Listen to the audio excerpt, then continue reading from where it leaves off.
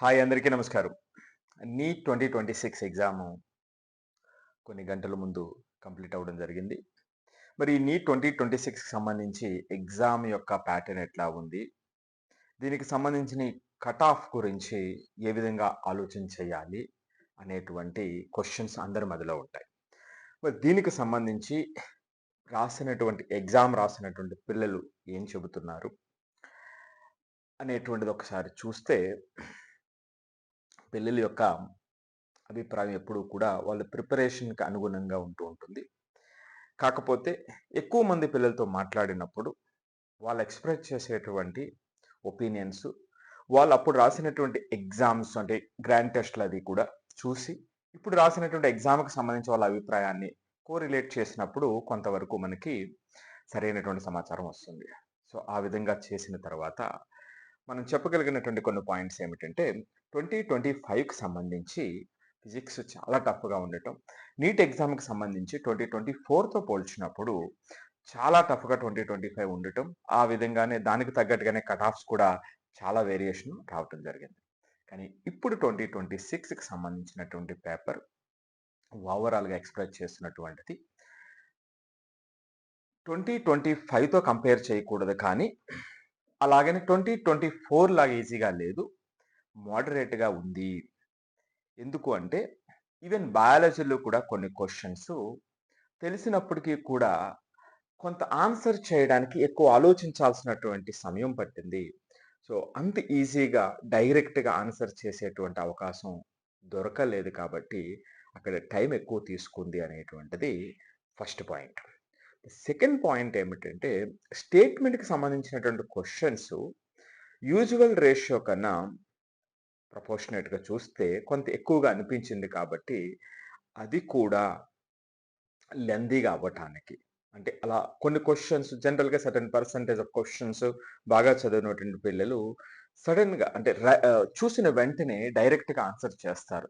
Syllabus బాగా prepare అయినటువంటి పిల్లలు. వాళ్ళు కూడా మరొక్కసారి ఆలోచించి ఒక 30, 40 సెకన్లు కొంచెం ఇంకొకసారి మరలా ఆలోచించి రాయాల్సినటువంటి సందర్భంగా అనిపించింది అని చెప్తూ ఉన్నారు. మరిక ఫిజిక్స్‌కి సంబంధించి ఓకే. It's okay. బట్ మరి ఆ 2025 రాసి మరలా 2026 రాసినటువంటి వాళ్ళ పిల్లలు చెబుతున్నటువంటి 2 ఎగ్జామ్స్ రాసినటువంటి వాళ్ళు. సో, దానికి దీనికి అసలు కంపారిజనే లేదు. సో, పర్వాలేదు బానే రాసారు. కాకపోతే ఇక్కడేంటంటే ఎక్స్‌పెక్టెడ్‌గా చాలా స్పీడ్‌గా చేసేటువంటి కొన్ని ఏరియాస్ అంటే బయాలజీలో కొన్ని ఏరియాస్ గాని, కెమిస్ట్రీలో కొన్ని ఏరియాస్ గాని, ఈ స్టేట్మెంట్ క్వెషన్స్ వల్ల కొన్ని డిఫరెంట్ క్వెషన్స్, డిఫరెంట్ మోడల్స్ రావటం వల్ల కొంచెం ఆలోచించి రాయాల్సినటువంటి అవసరం ఏర్పడింది కాబట్టి, కొంచెం లెంథీగా అనిపించింది. సో, మరి అంత ఈజీగా అనిపించలేదు అనేటువంటిది పిల్లలు చెబుతున్నటువంటి మాట.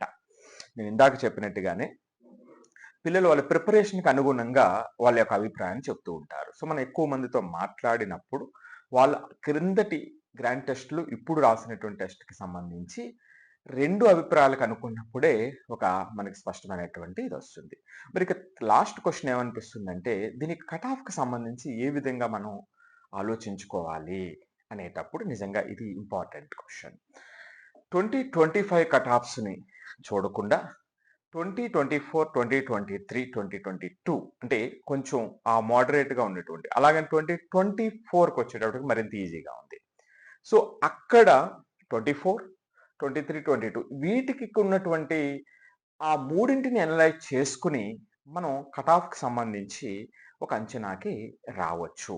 సో, 2025ని చూసి కట్ ఆఫ్ చూడవద్దు అనేటువంటిదే ఇక్కడ నేను ఇవ్వగలిగినటువంటి సలహా. సో, ఇది ఏదేమైనప్పటికీ చాలామంది రాత్రులు, పగలు ఎన్నో గంటలు పడినటువంటి కష్టం ఇది. నీటికి సంబంధించి. సో, డాక్టర్ కావాలనేటువంటి కలను సొంతం చేసుకోవటానికి పడినటువంటి కష్టం. ఏమైనప్పటికీ అందరికీ కూడా ఈ యొక్క ఎగ్జామ్‌ని పూర్తి చేసిన పిల్లలందరికీ కూడా ఒక్కసారి కంగ్రాచ్యులేషన్ చెబుతూ, మీరనుకున్నట్టుగా మీ ఫలితాలను చేరుకోవాలని మనస్ఫూర్తిగా కోరుకుంటూ